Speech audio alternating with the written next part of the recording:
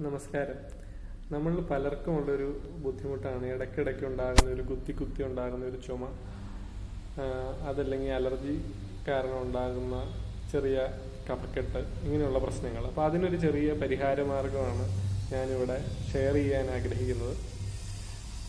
അതിൻ്റെ കാരണങ്ങൾ ആദ്യം പറയാം. ഏറ്റവും കോമൺ ആയിട്ട് നമുക്ക് വരുന്നത് അലർജി തന്നെയാണ്. പിന്നെ ഒരു ജലദോഷം വന്ന് അത് മാറുന്നതിനോടനുബന്ധിച്ച് ചിലരുടെ കുറച്ച് ദിവസത്തേക്ക് കുത്തി കുത്തിയുള്ള ചുമ നിൽക്കാം. പിന്നെ ചിലരിൽ ഉദരസംബന്ധമായ പ്രശ്നങ്ങൾ കാരണവും മറ്റ് ചില ക്രോണിക് സൈനസൈറ്റിസ് പോലെയുള്ള അസുഖങ്ങളുടെ ഭാഗമായിട്ട് ചിലരിൽ ഇതുപോലെയുള്ള കുത്തി കുത്തിയുള്ള ചുമയുണ്ടാകാം. അപ്പോൾ അങ്ങനെയുള്ളതിനൊരു സിമ്പിളായിട്ടുള്ള പരിഹാര മാർഗമാണ് പറയുന്നത്. അതിലാദ്യം നമ്മൾ എടുക്കേണ്ടത് ഒരു ആടലോടകത്തിൽ, ചെറിയ ആടലോടകം അല്ലെങ്കിൽ ചിറ്റാടലോടകത്തിൻ്റെ ഒരു 6-7 ഇല എടുക്കുക. ഒരു 4 അല്ലി വെളുത്തുള്ളി എടുക്കുക. അതുപോലെ ഒരു ചെറിയ കഷ്ണം ഇഞ്ചി എടുക്കുക.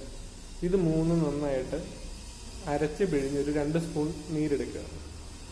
ആ നീരിൻ്റെ കൂടെ 1 സ്പൂൺ തേനും ചേർത്ത് ഒരു വളരെ ചെറിയ സ്പൂൺ ടീസ്പൂൺ മഞ്ഞൾപ്പൊടിയും ചേർത്ത് മിക്സ് ചെയ്ത് 2 നേരം കഴിയുക. കഴിയുമെങ്കിൽ അത് രാവിലെ ആഹാരത്തിന് മുന്നേ, രാത്രി ആഹാരശേഷവും കഴിക്കുക. അങ്ങനെ കുറച്ച് ദിവസം അടുപ്പിച്ച് കഴിച്ചു കഴിഞ്ഞാൽ തന്നെ അതിൻ്റെ കാഠിന്യം കുറയുന്നതാണ്.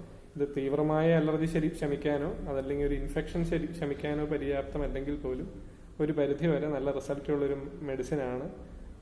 നിങ്ങൾക്ക് ആടലോടകത്തിൻ്റെ ഇല പരിചയമില്ലെങ്കിൽ ഞാൻ ഈ വീഡിയോയ്ക്ക് ശേഷം ആടലോടകത്തിൻ്റെ ഇല ഷെയർ ചെയ്യാം. അതിൻ്റെ ഒരു ചെറിയ വീഡിയോ ക്ലിപ്പ് ഷെയർ ചെയ്യാം. അപ്പോൾ അതൊന്ന് ചെയ്ത് നോക്കുക. ഇഷ്ടപ്പെട്ടാൽ അത് കമൻറ്റ് ചെയ്യുക. ചെസ്റ്റ് ഇൻഫെക്ഷൻ്റെ ഭാഗമായിട്ട് ഇതുപോലെ ചുമയുണ്ടാവാം. അതാണെങ്കിൽ കൂടുതലായിട്ട് കഫം ഉണ്ടാകുക, പനിക്ക് എങ്ങനെയുള്ള ലക്ഷണങ്ങൾ ഉണ്ടാകുക, കഫം മഞ്ഞ നിറത്തിൽ പോവുക തുടങ്ങിയ ലക്ഷണങ്ങൾ ഉണ്ടാകും.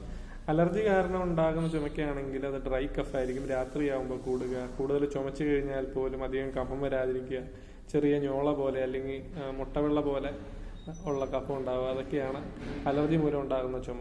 അപ്പോൾ അതിനാണ് ഈ പരിഹാര മാർഗം ഏറ്റവും ഉപകാരപ്രദമായിട്ടുള്ളത്. ഈ കാണുന്ന കുറ്റിച്ചെടിയാണ് ചിറ്റാടലോടകം.